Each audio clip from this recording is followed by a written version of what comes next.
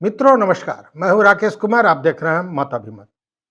मित्रों, बिहार का शिक्षा विभाग, शिक्षा मंत्री, मुख्यमंत्री, राजभवन और साथ में सबसे ऊपर है शिक्षा विभाग के अपर मुख्य सचिव के पाठक। लगातार जब से के पाठक आए हैं शिक्षा विभाग में, आप देख रहे होंगे कि सड़क से लेकर सदन तक एक हंगामा बरपा है। रोज कुछ ना कुछ फरमान और वैसी चीजें आती हैं जिसको लेकर तमाम तरह के विवाद खड़े होते हैं। अब प्राथमिक विद्यालयों में, उच्च विद्यालयों में, माध्यमिक विद्यालयों में उनके शिक्षकों के साथ तो शिक्षा विभाग की कार्रवाइयां चल ही रही हैं, आप देख रहे हैं। परिस्थितियों में बदलाव भी आया है, इसमें भी कहीं शक व शुबा नहीं है। लेकिन विवादों में जिस तरह बढ़ोतरी हो रही है, उससे लग रहा है कि बिहार शिक्षा विभाग का नाम बिहार विवाद विभाग रख दिया जाए तो शायद अतिशयोक्ति नहीं होगी। अब देखिए, अभी तक तो मामला स्कूलों पर था, लेकिन पिछले कुछ महीनों से आप देख रहे होंगे कि उच्च शिक्षा में, मतलब महाविद्यालयों और विश्वविद्यालयों को लेकर भी राजभवन और शिक्षा विभाग में तानातानी है। इसको लेकर के पाठक लगातार कुछ न कुछ कार्रवाइयां करते रहते हैं।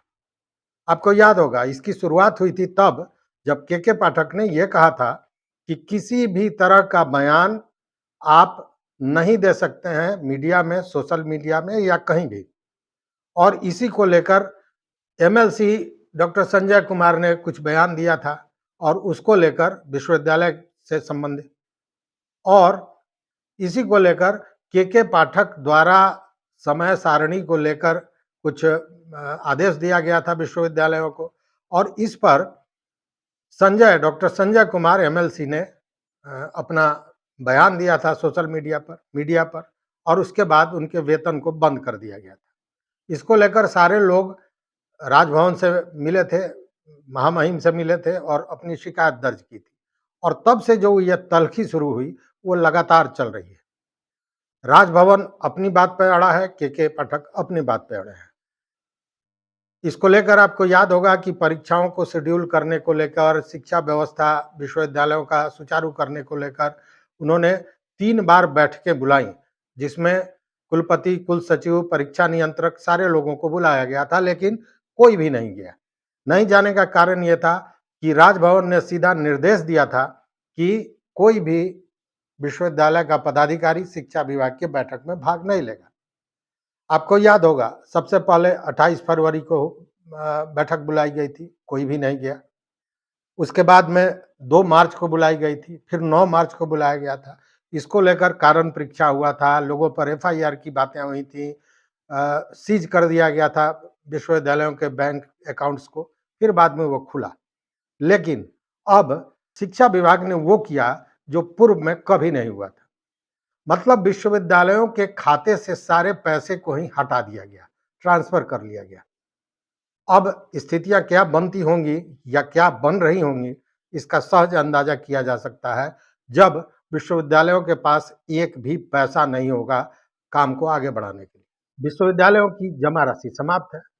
31 मार्च को बैंक अकाउंट्स की क्या स्थिति थी अगर उसको देखें तो पीएल खाते से पटना विश्वविद्यालय, पाटलिपुत्र विश्वविद्यालय, भागलपुर विश्वविद्यालय सहित कई विश्वविद्यालयों का पैसा वापस कर लिया गया। जो जानकारी है उसके हिसाब से अगर देखें तो केवल पाटलिपुत्र विश्वविद्यालय से 8 करोड़ रुपए की वापसी कर ली गई। 8 करोड़ तो केवल पाटलिपुत्र विश्वविद्यालय में जो जमा राशि थी उसको वापस कर लिया गया।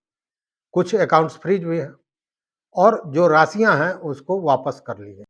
मतलब कि विश्वविद्यालयों के खाते को खाली कर लिया गया। ऐसे में विश्वविद्यालय का संचालन कुलपति कैसे करेंगे, ये बहुत बड़ा प्रश्न है। परीक्षाएं होने वाली हैं और भी दिनचर्या के काम है, रिसर्च वर्क है, पठन पाठन है, और सब में कहीं ना कहीं खर्च होता है। अब उस वेतन मद है, पेंशन मद है, ये सारी चीजें हैं और अकाउंट खाली। कैसे होगा संचालन? अब विश्वविद्यालय के जो कुलपति हैं वो एक दूसरे को दूरभाष पर फोन कर रहे हैं और केवल एक दूसरे से सूचना की आदान प्रदान कर रहे हैं। एक तरह से कहें कि राजभवन भी लाचार दिख रहा है, क्योंकि इस पर पिछली बार राजभवन ने कार्रवाई के लिए मुख्य सचिव को लिखा भी था, लेकिन उस पर कोई कार्रवाई नहीं हुई। और राजभवन डायरेक्ट करे तो क्या करे, चूंकि वो प्रशासन का मामला है, बिहार सरकार का मामला है।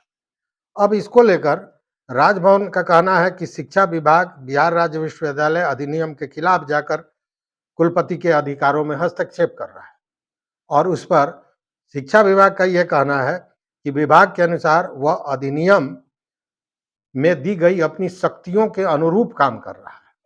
अब इन शक्तियों की लड़ाई में उच्च शिक्षा का बंटाधार होता दिख रहा है। विश्वविद्यालय कैसे चलेगा, यह एक बहुत बड़ा प्रश्न है। और शिक्षा विभाग, या यूं कहें कि द ग्रेट के पाठक, अपनी शक्तियों को दिखाने में लगे हुए हैं कि उनको कितनी ताकत है। सरकार मजबूर है। मुख्यमंत्री सदन में जो बातें करते हैं, 4-4 बार कहते हैं, शिक्षा मंत्री कहते हैं, कुछ भी नहीं होता है।